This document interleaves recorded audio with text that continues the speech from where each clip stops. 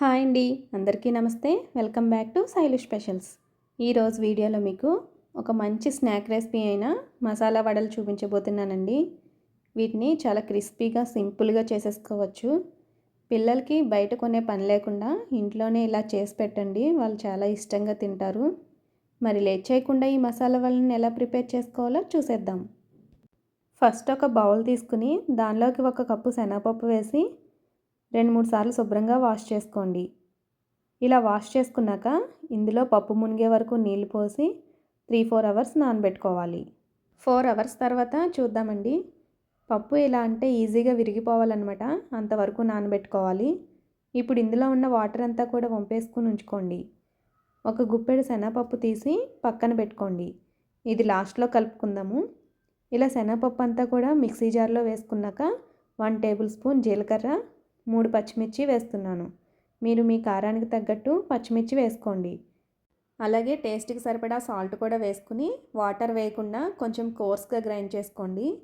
ఇలా గ్రైండ్ చేసుకున్నాక ఇందులో మిగిలిన శనగపప్పును కూడా వేసి 2 పల్సెస్ ఇచ్చి ఆఫ్ చేసేసుకోండి. ఇలా చేయడం వలన వడలు అనేవి క్రిస్పీగా వస్తాయండి. చూసారు కదండి, పిండి అనేది ఈ కన్సిస్టెన్సీలో ఉండేట్లు చూసుకోండి. ఇలా ఉంటేనే మసాలా వడ అనేది బాగా వస్తుందండి. ఇప్పుడు ఈ పిండిని బౌల్లోకి తీసుకుని సన్నగా కట్ చేసిన ఉల్లిపాయ ముక్కలు, సన్నగా కట్ చేసిన కరివేపాకు, అలాగే అల్లం ముక్కలు, కొత్తిమీర, అలాగే హోల్ గరం మసాలా పొడి కూడా వేసుకుని అంతా బాగా కలిసేలాగా వాటర్ వేయకుండా మిక్స్ చేసుకోండి. ఇలా బాగా మిక్స్ చేసుకున్నాక పిండి కొంచెం కొంచెంగా తీసుకుంటూ ఇలా చేత్తో వడల్లాగా వత్తుకోవాలి.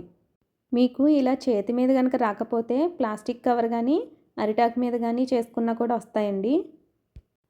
ఇలా చేసి ఆయిల్లో వేసేటప్పుడు మీకు ఇబ్బందిగా అనిపిస్తే కనుక ముందుగానే ఇలా చేసి ఒక ప్లేట్లో పెట్టుకోండి. ఇప్పుడు డీప్ ఫ్రైకి సరిపడా ఆయిల్ వేసుకుని ఆయిల్ హీట్ అయిన తర్వాత ఈ వడల్ని ఒక్కొక్కటిగా వేసుకుంటూ వేయించుకోవాలి. వీటిని వేసిన వెంటనే కదపకూడదండి. ఇలా కొంచెం ఫ్రై అయిన తర్వాత గరిటతో మరోవైపుకి ఫ్లిప్ చేసుకోవాలి. మంటను మీడియం ఫ్లేమ్లోనే పెట్టి వీటిని గోల్డెన్ కలర్ వచ్చేంత వరకు ఫ్రై చేసుకోవాలి. ఇలా బాగా ఫ్రై అయిన తర్వాత వీటిని ఒక ప్లేట్లోకి తీసుకోండి. ఇలాగే మిగతా పిండిని కూడా వడలుగా చేసుకుని గోల్డెన్ కలర్ వచ్చేంత వరకు ఫ్రై చేసుకోండి. ఇంతేనండి, చాలా సింపుల్గా చేసేసుకోవచ్చు. మరి ఈ గోదావరి పిల్ల యొక్క శైలు స్పెషల్స్ ఎలా ఉన్నాయో కామెంట్ చేసి చెప్పండి.